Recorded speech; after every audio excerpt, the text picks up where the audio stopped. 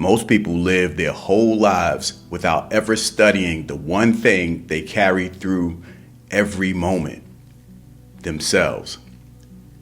Not their goals, not their beliefs, not their behavior when they're on, but their micro movements behind the masks.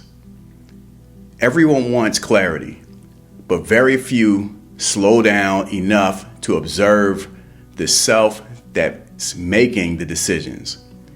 We think life is teaching us about the world, but really life is always trying to teach us about ourselves.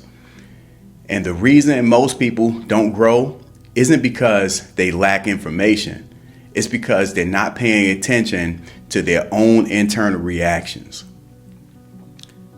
The curriculum is always active, but if you keep scanning the room instead of scanning you, you'll miss every lesson. You ever get mad at someone, then later realize it had more to do with your own story than what it did with them? That's the curriculum. That's the flash of emotion. That tone in your voice, that moment you shrank when you should have stood tall.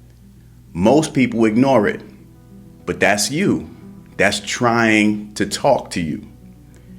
The most important education you'll ever receive is the one you give yourself, by learning how to read your own responses. I want you to pause. When you feel yourself react, don't explain it, just feel it.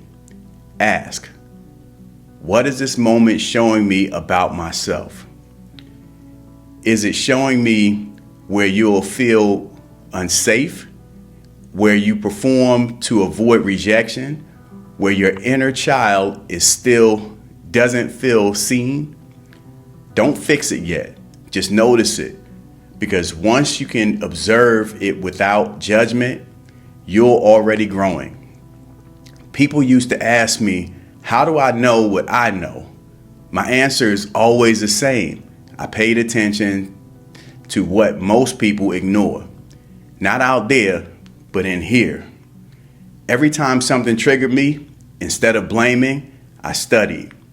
And every time I studied, I discovered more of who I actually was. Today, when something throws you off, don't bypass it, observe it. Ask, what does this moment reveal about me? When something clicks, type, I am the observer in the comments. Share this with someone who's been asking for clarity, but forgetting where it starts. And if you're ready to make self-observation a way of life, my book, The Art of Self-Mastery, is your foundation. It's on Amazon. You don't need more answers, you need more awareness.